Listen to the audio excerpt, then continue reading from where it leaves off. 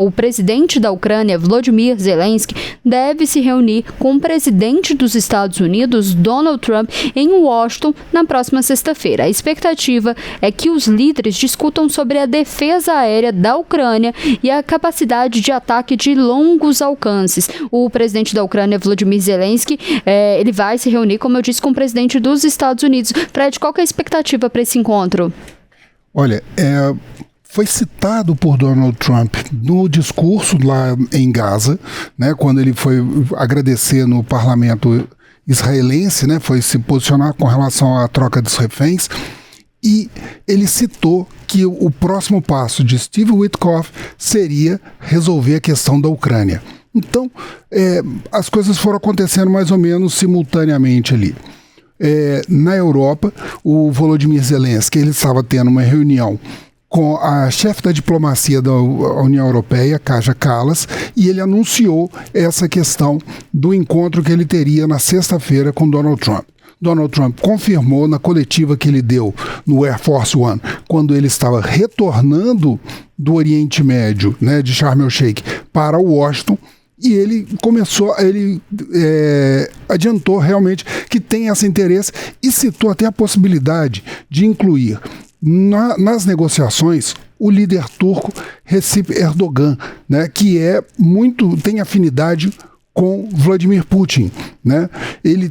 São dois líderes que têm um diálogo mais forte, apesar de Erdogan e a Turquia serem parte da OTAN, né, mas eles têm uma série de afinidades, inclusive envolvendo o BRICS, envolvendo interesses regionais, né, o acesso ali para a região do Mar Negro.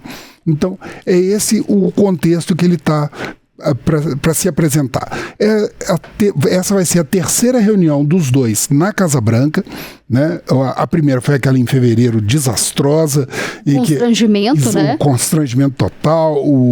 O J.D. Vance, vice-presidente, questionou inclusive a roupa do Zelensky. Em agosto houve uma segunda reunião, essa muito mais amistosa, foi posterior até o encontro o encontro com Putin. Do Putin com o Trump no Alasca. Né? Nesse meio tempo também houve outros encontros, o mais recente deles foi em setembro, durante a Assembleia Geral da ONU. Após o discurso de Donald Trump, ele se reuniu com Zelensky em Nova York. Então, eles estão numa escalada de negociações. Houve um esfriamento das relações do Donald Trump com o Putin. O Donald Trump chegou a falar que apoiar a retomada dos territórios ocupados pela Rússia na Ucrânia, né? E falou em dar mais apoio militar para o Volodymyr Zelensky retomar essa situação, né?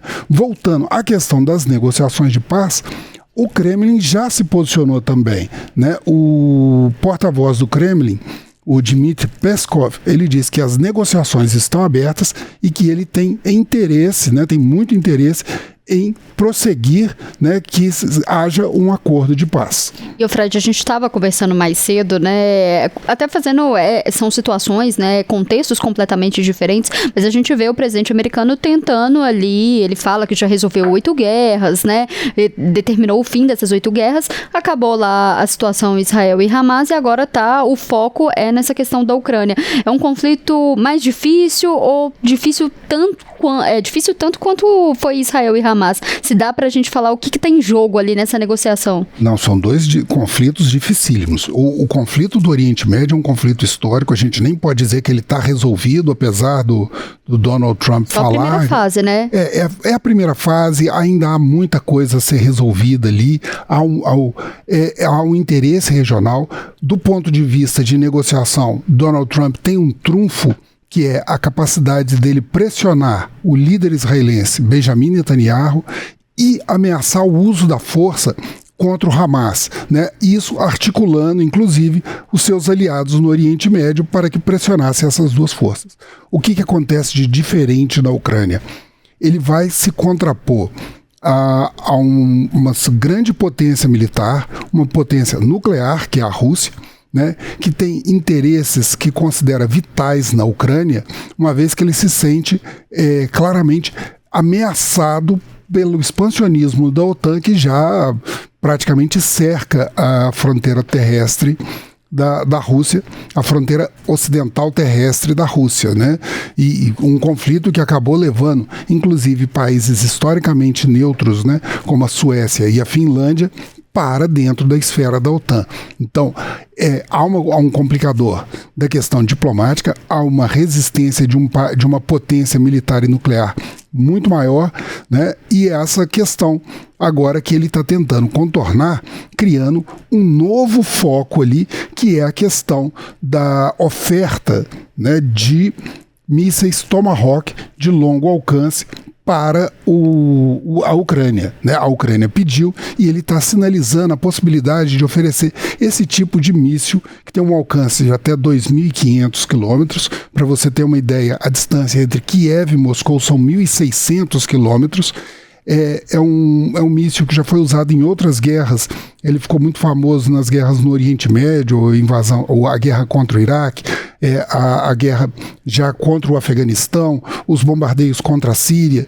Então ele ficou bastante. Ele é uma arma bastante experimentada em combate.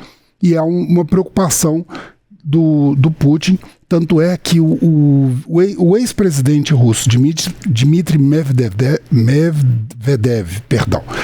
trava-língua, ele falou isso, que poderia a utilização, né, a venda de mísseis Tomahawk e principalmente o compartilhamento de informações para o sistema de orientação poderia causar um mal maior, né, deixando no ar a possibilidade de uma retaliação militar nuclear. Né? Então esse é o contexto. E Donald Trump, na viagem que ele fez para o Oriente Médio, para a questão de Gaza, ele falou sobre essa questão do fornecimento dos Tomahawk. Vamos ouvir. And we talked about the weapons they need, what kind of weapons. They need Patriots very badly.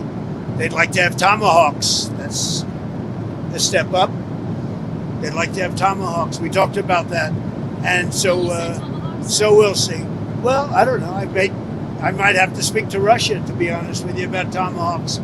Do they want to have Tomahawks going in their direction? I don't think so. I think I might speak to Russia about that, in all fairness. I told that to President Zelensky, because Tomahawks are a new step of aggression.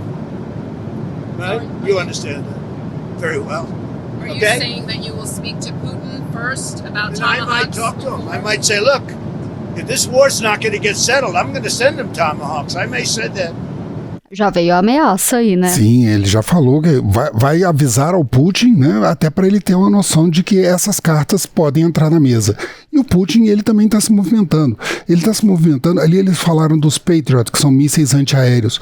Até porque nessa noite houve um ataque de mísseis, em torno de 540 drones e mais 30 mísseis de longo alcance, contra a infraestrutura energética. Mais ou menos 500 mil ucranianos sem energia, 30 mil somente em Kharkiv, né, por conta desses bombardeios. Então essa preocupação da Ucrânia, que eles querem levar nesse encontro de sexta-feira, é exatamente isso: aumentar a capacidade de impedir a destruição da infraestrutura energética com a proximidade do inverno e colocar uma nova carta na mesa para que possa pressionar o destravamento das negociações e tentar um acordo de paz.